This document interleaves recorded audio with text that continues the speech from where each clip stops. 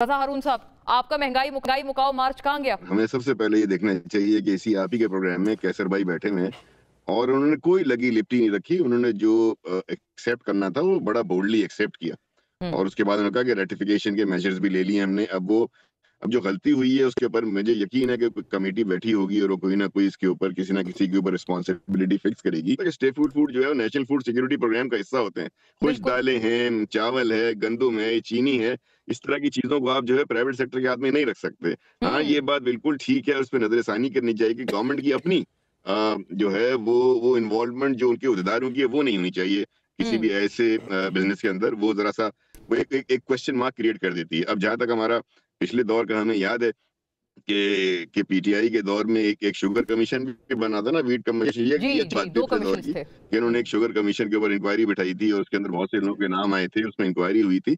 ऐसी ही inquiry transparent होनी चाहिए, आवाम को पता होना चाहिए कि जबरदस्त। उनके साथ अगर ये जुल्म हुआ है कि आपने पहले चीनी को जो है वो एक्सपोर्ट कर दिया। बेशक आपको ज़र मुबादला चाहिए था, लेकिन ये कितनी मिसहैंडलिंग हुई है और कितनी, और ये बहुत महीनों के अंदर हो गई है कि आपको जो है वो एक्शन जो है वो रिवर्स करना पड़ आपने रहा है। अपने और वही ज़र रिमार्क्स में रजा मुबादला जब हारून आपको साहब, बाहर आपने भेजना एक पड़ तरह रहा है, से उसमें थोड़ा उसमें भी अप्रिशिएट भी किया है पीटीआई दौर में होने वाले स्कैंडल के ऊपर लिए गए एक्शन को। आपने ये भी कहा है कि उस तर्ज की इंक्वायरी होनी चाहिए, जबकि उस आई क्लियरली रिकॉल कि उस वक्त जो ये शुगर कमीशन और वीट कमीशन था उसके ऊपर पीपल्स पार्टी समेत तमाम अपोजिशन जमातें कहते थे कि आपकी अपने पार्टी में जो लोग हैं ना, जो आपको तंग कर रहे हैं, ये तरीन साहब हैं या दीगर हैं, इनको आड़े हाथों लेने के लिए आपने जानबूझ के इनका नाम इस कमीशन की फाइंडिंग्स में डाल दिया है ताकि ये लोग थोड़ा सुधर जाएं और हमें गवर्नमेंट को या उस वक्त की गवर्नमेंट को तंग करना बंद कर दें। आज तो आपने तारीफ कर दी कि उस वक्त अच्छा किया था इन्होंने हैंडल। नहीं, मैं तारीफ इसलिए कर रहा हूँ कि देखें, हमें भी जो है ना वो तनकीद बराए तनकीद ही नहीं करते रहना चाहिए ना। हम अगर कोई जी, पॉजिटिव काम हुआ था और उसमें अब ये नहीं था जबरदस्त। सिर्फ तरीन साहब नहीं थे, खुसरो बख्तियार साहब का नाम आया था जी, खुसरो और बहुत से बख्तियार का लोगों का नाम। नाम आया था। तरीन साहब तो हाईलाइट इसलिए हो गए थे कि बेचारे उन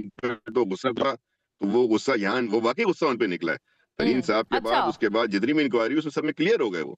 हाँ। उनको तो खैर इम्प्लीकेट किया गया था, लेकिन वो एक्ट अच्छा था ना कि हम्म। गवर्नमेंट ने इस बात की परवाह नहीं की कि अपने उनके रैंक्स एंड फाइल्स में, तो उनकी सर अभी मैं कैबिनेट अर्ज में करूं, ये क्या गारंटी शुगर है कि इस शुगर मर्तबा अगर इंडस्ट्री उसी के तर्ज पे ओनर्स बैठे कमीशन हुए बना हैं और इंक्वायरी। फाइंडिंग्स हुई तो इस दफा उन फाइंडिंग्स में कोई ऐसा बंदा नहीं डाल दिया जाएगा जो कि हुकूमत को प्रॉबेबली अपने रैंक्स में अच्छा नहीं लग रहा? तो उसका फेट फिर वही होगा जो पिछली वाली गवर्नमेंट का हुआ था। ओ माय आप ये गॉड। अच्छा। गवर्नमेंट जो है ना इस तरह के जब एक्शंस करती है, हाँ।